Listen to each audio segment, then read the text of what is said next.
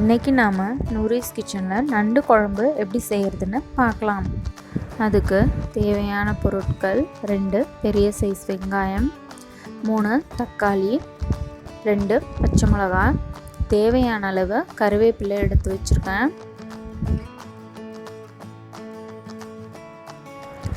அரைக்கிறதுக்கான masala 2 teaspoon மிளகு, 1 teaspoon சீரகம், 1 teaspoon சோம்பு, 1 கட்டி பூண்டு உரித்து எடுத்து வச்சுருக்கேன்.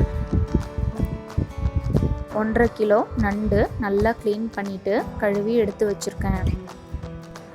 நண்டு குழம்பு செய்கிறதுக்கு கேஸை பற்ற வச்சு கொஞ்சம் பெரிய சைஸ் உள்ள பாத்திரம் ஒன்று வச்சுக்கோங்க. நான் கடாய் வச்சுருக்கேன். அப்போ தான் கொஞ்சம் கிளறதுக்கு நல்லா வசதியாக இருக்கும். சின்னதாக இருந்துச்சுன்னா கீழே விழும். அதனால் கொஞ்சம் பெரிய சைஸ் பாத்திரமாக வச்சுக்கோங்க. அதில் 3லிருந்து 4 டீஸ்பூன் சமையல் எண்ணெய், 2 டீஸ்பூன் நல்லெண்ணெய் சேர்த்துக்கோங்க. கடுகு சேர்த்துக்கோங்க. நல்லா பொரியட்டும். கடுகு நல்லா பொரிஞ்சதும் கட் பண்ணி வச்சுருக்கிற வெங்காயத்தை சேர்த்துட்டு நல்லா வதக்கி விட்டுக்கலாம்.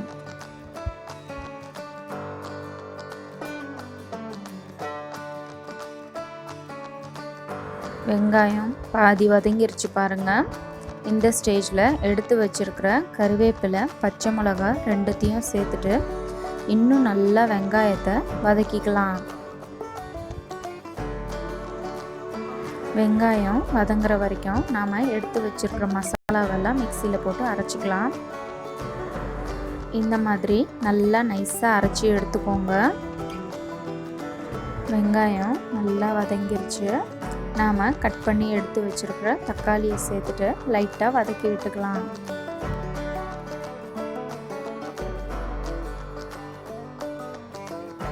நண்டுக்கு தேவையான மசாலா பொருள் எல்லாத்தையுமே சேர்த்துடலாம்.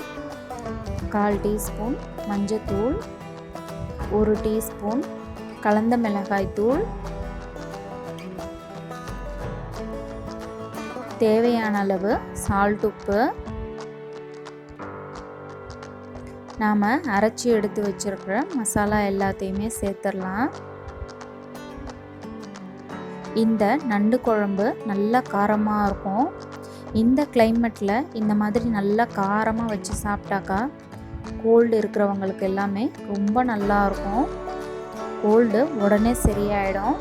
உங்களுக்கு இந்த அளவுக்கு காரம் வேணான்னாக்கா மிளகாத்தூள் மட்டும் கொஞ்சம் கம்மி பண்ணிக்கோங்க. காரம் கரெக்டாக இருக்கும்.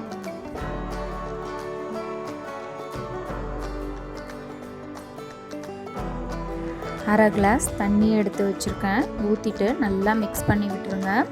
5 நிமிஷம் நல்லா கொதிக்கட்டும். 5 நிமிஷம் குழம்பு நல்லா கொதிச்சிருச்சு. நாம் க்ளீன் பண்ணி எடுத்து வச்சுருக்கிற நண்டு எல்லாத்தையுமே குழம்புல சேர்த்துடலாம். நான் ஏற்கனவே நண்டு எப்படி க்ளீன் பண்ணுறதுன்ற ரெசிபி போட்டிருக்கேன். உங்களுக்கு தேவைன்னா எப்படி க்ளீன் பண்ணுறதுன்னு பார்த்து தெரிஞ்சுக்கோங்க.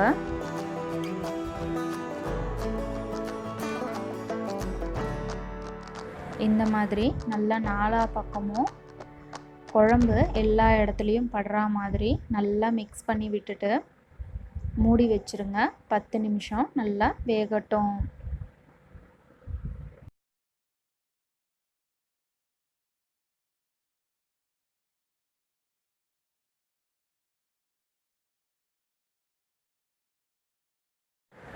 பத்து நிமிஷம் ஆயிடுச்சு. நண்டு எல்லாமே நல்லா வெந்து நம்மளோட நண்டு குழம்பு ரொம்ப சூப்பராக ரெடி ஆகிடுச்சு. இது நல்ல காரமாக ரொம்ப டேஸ்டியாக இருக்கும். இதை நீங்களும் கண்டிப்பாக ட்ரை பண்ணுங்கள். எப்படி வந்துச்சுன்னு சொல்லுங்கள். இந்த வீடியோ உங்களுக்கு பிடிச்சிருந்தாக்கா லைக் பண்ணுங்கள், ஷேர் பண்ணுங்கள், சப்ஸ்கிரைப் பண்ணுங்கள். தேங்க்யூ ஃபார் வாட்சிங்.